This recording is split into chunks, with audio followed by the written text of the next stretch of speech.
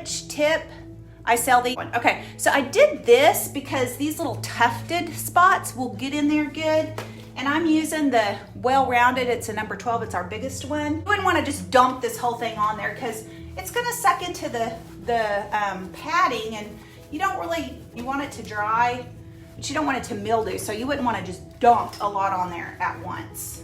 And my husband's like, that looks cool, how much are you gonna sell it for? And I'm like, oh, I'm keeping this one. And he's like, honey, you have to, because I'm always saying, I'm keeping this one, I'm keeping this one. So I'm letting it drip down on here, and even if I wanted to keep this color, just wash it off before I seal it.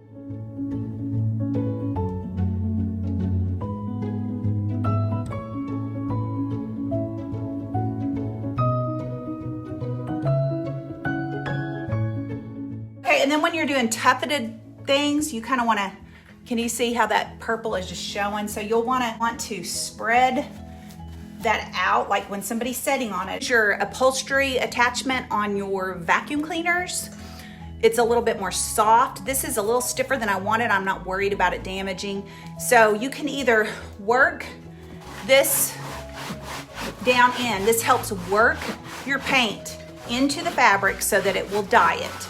But it also is a key to keeping it soft and not crunchy. As I go, and it helps move that paint into all the kinks and crevices. Oh good, I picked a really good color for this base color because that will affect it. It's the same as furniture and walls too. When you paint, your primer or your base coat you're working with will affect your end color.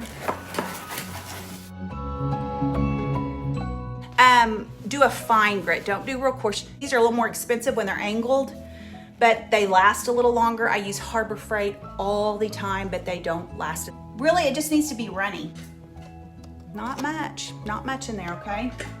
8 parts water to 1 part paint.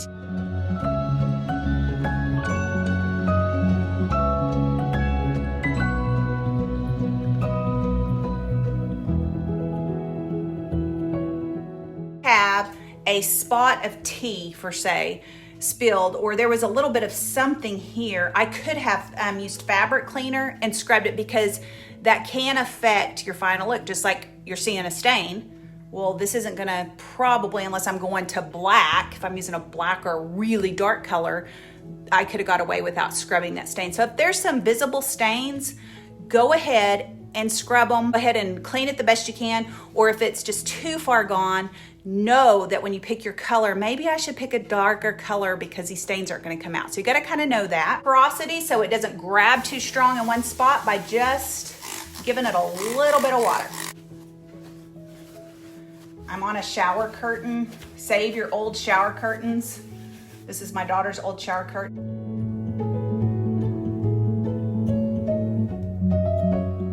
But this goes to the furniture that I used to call, when I was little, rich girl furniture. They all had that French provincial white and gold furniture, and now I find it a lot on Facebook, and they're the funnest to do because all these details, you can do all the fun colors and waxes and treatments to it. So, okay, you can see how the coverage is. It's a really beautiful glaze. This alone would be beautiful, just to let that white show through.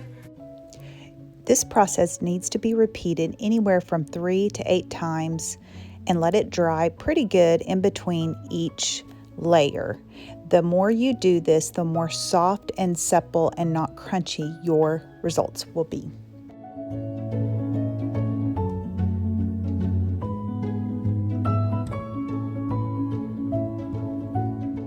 There is a little Frenchie and this full-size Frenchie, and it is really good for tufted furniture and details on mirrors. I use this brush a lot. Okay, look at that. So this is where you put your weight on there. See that purple showing through? When picking your color, you can go darker, but you can't really, to my knowledge, make a color lighter. So remember that when picking your color. If anybody has success going from dark to light to dye, let us know in the comments. But basically it's a dye and not paint. So that does make a difference because of our technique of using this.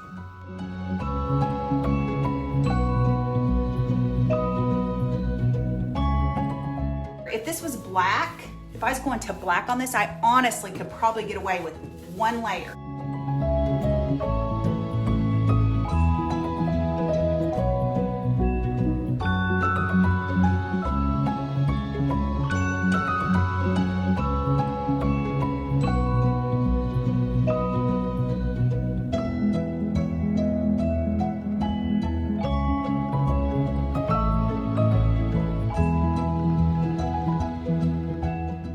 Because there's not I just keep on keeping things. He's like, honey, everything's for sale except your body.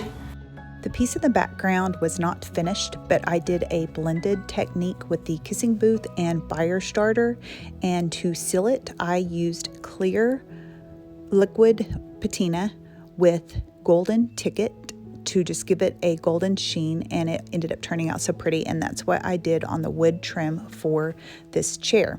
Just straight Kissing Booth was what I used on the fabric. Please like and subscribe if you want to see more videos like this. I try to post once a week.